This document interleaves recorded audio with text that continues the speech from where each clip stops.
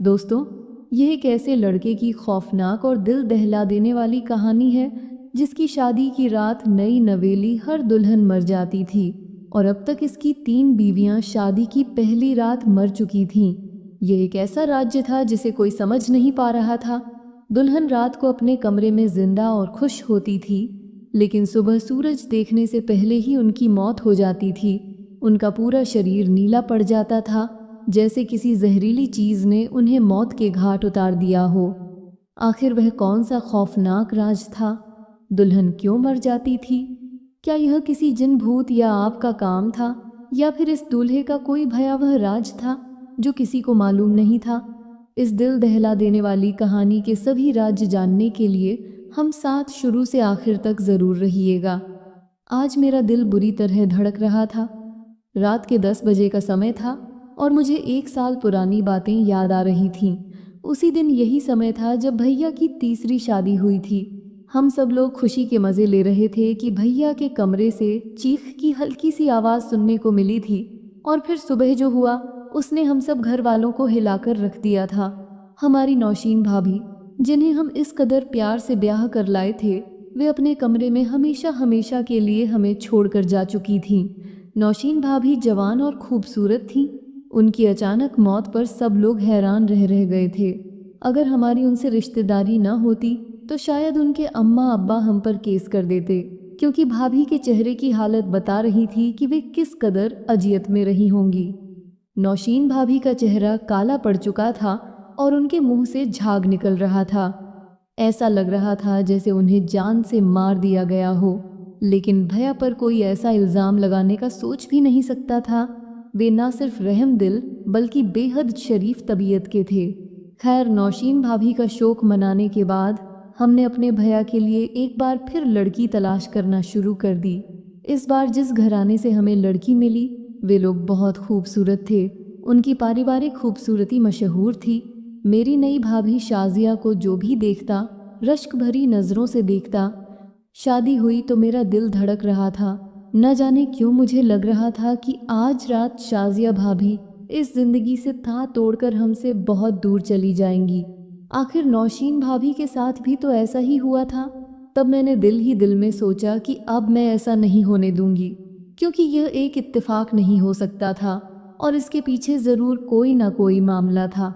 अगरचे हमें अभी तक मालूम नहीं था कि इसकी असल वजह क्या है, लेकिन एक जैसी मौतें होने की वजह तो साफ जाहिर थी कि इसके पीछे कोई ना कोई हाथ है। यह तो खैर से लोगों की शरीफी थी कि तूने हम पर गलत इल्ज़ाम नहीं लगाए, वरना ऐसे घर में रिश्ता कौन देता। शाजिया को हम परिवार से ब्याह कर ले आए। उनके माँ बाप गरीब थे।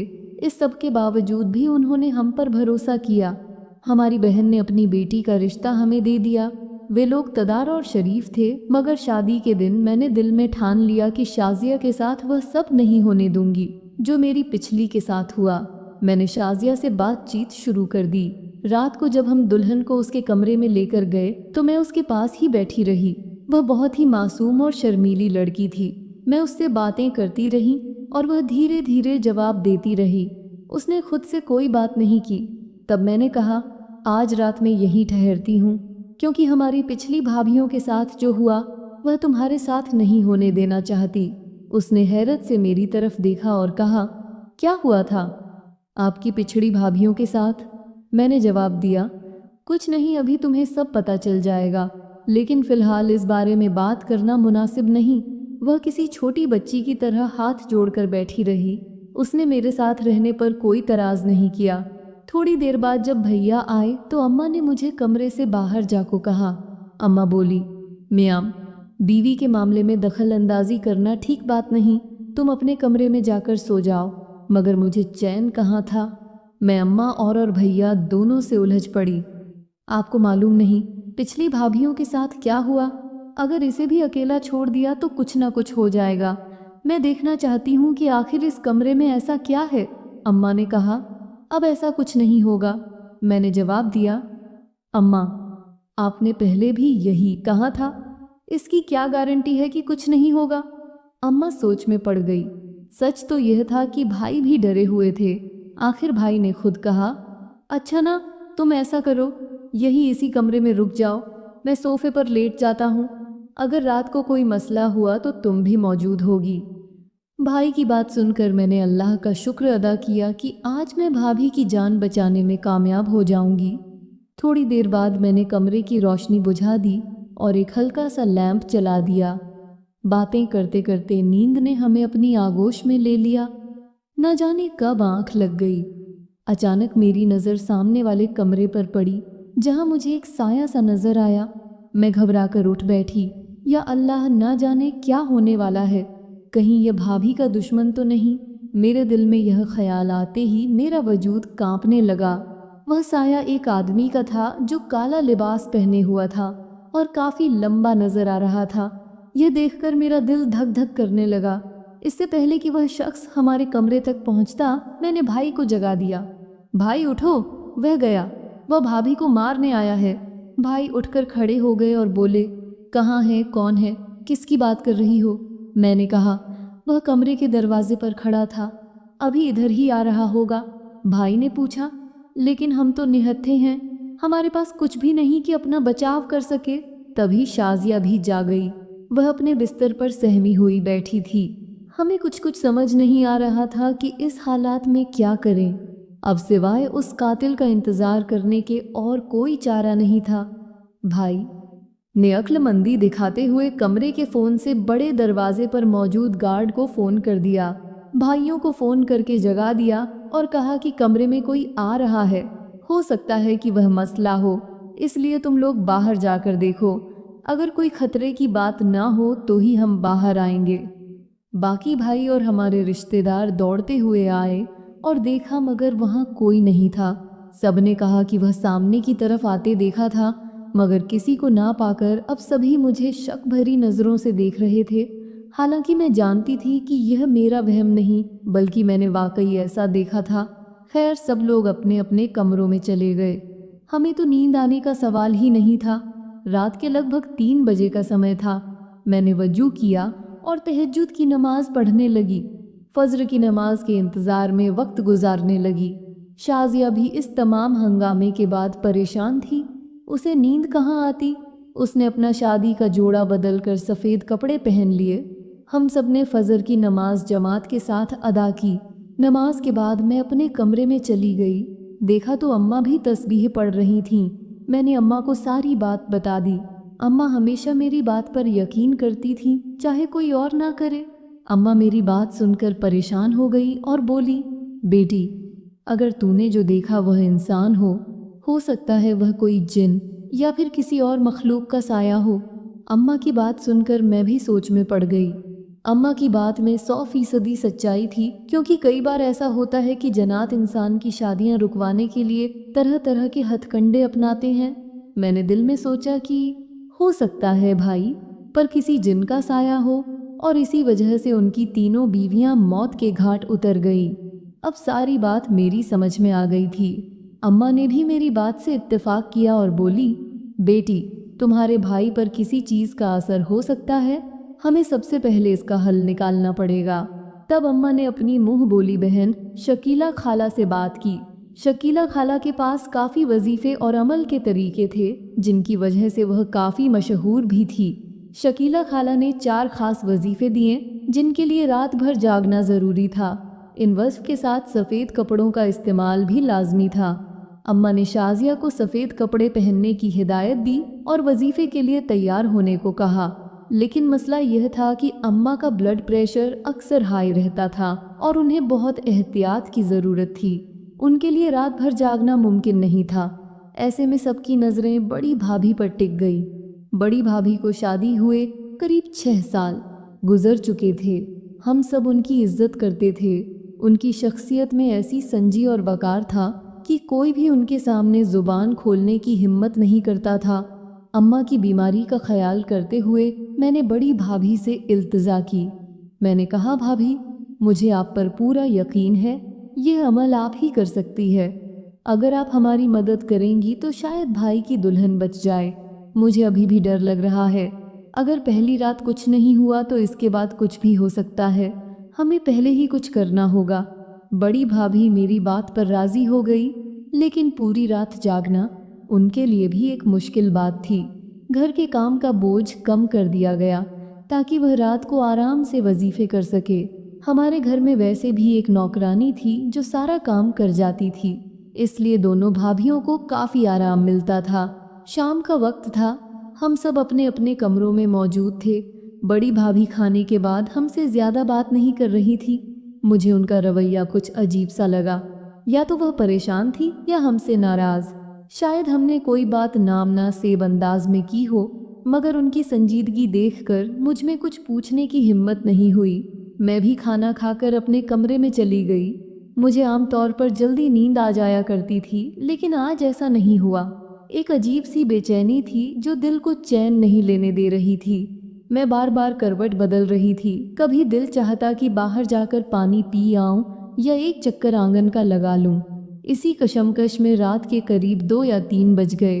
मैं चुपके से अपने कमरे से निकली और दबे पांव आगे बढ़ने लगी। मेरा इरादा किचन से कुछ खाने की लाने का था। डर भी लग रहा था, लेकिन फिर भी आगे बढ़ती जा रही थी। दालान से गुजरते हुए मेरी रूह कांप गई जब मुझे लगा कि शाजिया भाभी और भाई के कमरे के बाहर कोई बैठा हुआ है। उसने काली चादर ओढ़ रखी थी और हाथ में टोकरी नुमा चीज थी। ये मंजर देखकर मेरी रीढ़ की हड्डी में जैसे सनसनाहट दौड़ गई। मैंने एक कदम भी आगे नहीं बढ़ाया। वह शख्स भी पहले से ज्यादा खतरनाक हो जाता। एक लम्हे में मैंने सोच लिया कि मुझे क्या करना है। मैं वहीं से पलटी और बड़ी भाभी के कमरे की तरफ जाने लगी। मुझे यह जानकर हैरत हुई कि भाभी का कमरा पहले ही खुला हुआ था। मैं अंदर गई, दरवाजे की कुंडी लगा दी और धीरे से भाभी को जगाने की कोशिश करने लगी। मैंने कमरे की रोशनी नहीं जलाई कि कहीं बाहर बैठे शख्स को यह अंदाज़ा ना हो जाए कि घर वाले जाग गए हैं। मैं भाभी के बिस्तर पर झुककर देखने लगी, मगर वहाँ कोई मौजूद नहीं था। मुझे लगा शायद वह कहीं बाहर गई होंगी। हो सकता है उनका भी दिल घबरा रहा हो। मैंने भाभी के कमरे में मौजूद फ़ोन से अपने छोटे भाई को, कल की जो रात को अक्सर देर तक जागता रहता था, उसने तुरंत फ़ोन उठा लिया। मैंने जल्दी से उसे सारी बात बताई। मेरी बात सुनकर उसने मुझे वहीं रुकने को कहा और खुद अपने कमरे से निकल गया। 5 मिनट भी नहीं गुजरे थे कि पूरे घर की लाइट जल गई और एक तेज़ आवाज़ के साथ छोटे भाई की आवाज़ आई, हिलना मत, जो भी हो वही बैठा रहो वरना तुम्हारी जान ले लूँगा। भाई की आवाज़ सुनकर मेरी जान में जान आई। मैं खिड़की से देखने लगी। मेरा छोटा भाई अम्मी के साथ खड़ा था, दूसरी तरफ मेरी बहनें थीं। मैं बहुत डरी हुई थी। दरवाजे के बाहर मौजूद वह शख्स ऐसा लग रहा था जैसे सांप सू गया हो। उसकी खामोशी देखकर हम सब और ज़्यादा खौफ अज़दा हो गए। हमारी हैरत की इंतहा न रही जब वह शख्स वहीं सिर झुकाए बैठा रहा। मेरे भाई ने हिम्मत की और आगे बढ़कर उसकी चादर खींच दी। जैसे ही चादर खींची गई तो हमारे पैरों तले से ज़मीन खिसक गई। वहाँ कोई और नहीं बल्कि बड़ी भाभी थी। भाभी, आप यहाँ क्यों आई हैं? भाई ने हैरत से पूछा। भाभी ने कहा, मैं अपना एक अमल कर रही थी, उसी सिलसिले में यहाँ आई हूँ। उन्होंने बड़ी सी टोकरी पर हाथ रखते हुए यह बात कही जैसे हमसे कुछ छुपाना चाह रही हो। अम्मी ने पूछा, रात के इस पहर दरवाजे की चौखट पर बैठकर तुम कौन सा अमल कर रही थी? भाभी बोली, अम्मी जान, आपको तो मालूम है, आपने ही तो यह अमल करने को कहा था। हाँ, मगर वह अमल तो अलग था। तुम्हारे हाथ में यह क्या है? अम्मी ने आगे बढ़कर टोकरी ले ली। जब टोकरी का ढक्कन उठाया तो उसके अंदर से एक जहरीला सांप निकला। ये सब कुछ देखकर हम हैरान रह गए। मेरी अम्मी गुस्से से भाभी को बोली कि यह तुमने क्या किया हुआ है? भाभी कहने लगी कि नहीं अम्मा जान, यह तो मैं बस ऐसे ही रख दिया था। उनके चेहरे पर घबराहट आ चुकी थी जो साफ साफ यह बता रही थी कि जैसे उनकी चोरी पकड़ी गई हो। मेरी अम्मी ने फिर गुस्से से कहा कि मैं यह नहीं मानती, तुमने काली चादर पहनी हुई है और यह काम तो मौत का काम है। ये तो काला जादू है। तुमने यह सांप अपने पास क्यों रखा?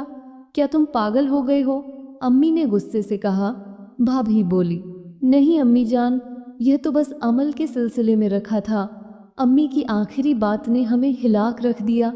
तो क्या इसका मतलब यह था कि बड़ी भाभी नहीं? इससे आगे हम सोच भी नहीं सकते थे। अम्मी ने उस वक्त बड़ी भाभी को कुछ नहीं कहा। सांप लेकर अम्मी ने छोटे भाई से कहा कि इसे किसी वीराने में छोड़ आओ या किसी सपेरे को दे दो, लेकिन इसे मारने की गलती मत करना, वरना सांप की आंखों में मरने वाले का अक्ष रह जाता है और दूसरे सांप उसका बदला लेते हैं। भाई ने अम्मी की बात पर अमल किया। अगले दिन वह सांप सपेरे के पास पहुंचा दिया गया, मगर घर वालों पर यह हकीकत वाज़ेह हो चुकी थी कि बड़ी भाभी की नीयत ठीक नहीं थी। उनके एक हफ्ते बाद अम्मी ने अपनी तहकीक जारी रखते हुए हमारी कज़न जो डॉक्टर है को बुलाया। अम्मी ने उन्हें शाम का जिक्र किया और पूरी बात समझाई। कज़न ने भी यही कहा कि तीनों भाभियों की मौत किसी जहरीली चीज़ के काटने से हुई थी। यह बात हम सब के लिए दिल दहला देने वाली थी। बड़ी भाभी की इज्जत और मोहब्बत हमारे दिलों से ख़त्म हो चुकी थी। हम सोच भी नहीं सकते थे कि वह छोटे भाई को पाने के लिए इस हद तक जा सकती है। हालांकि हमने हमेशा उनकी इज्जत की और उन्हें अपने घर में एक शख्स की तरह रखा, मगर उन्होंने एक बड़ा जुर्म किया था। अम्मी कहती हैं, उस औरत को अल्लाह उसके की सज़ा देगा। हम उसके मामले में कुछ नहीं करेंगे और अल्लाह के फ़ैसले का इंतज़ार करेंगे, मगर मैं समझती हूँ कि भाभी को सज़ा होनी चाहिए। उनके इस जुर्म का हिसाब कानून को ज़रूर लेना चाहिए। आपका इस बारे में क्या ख्याल है? अपनी राय ज़रूर दीजिए दोस्तों।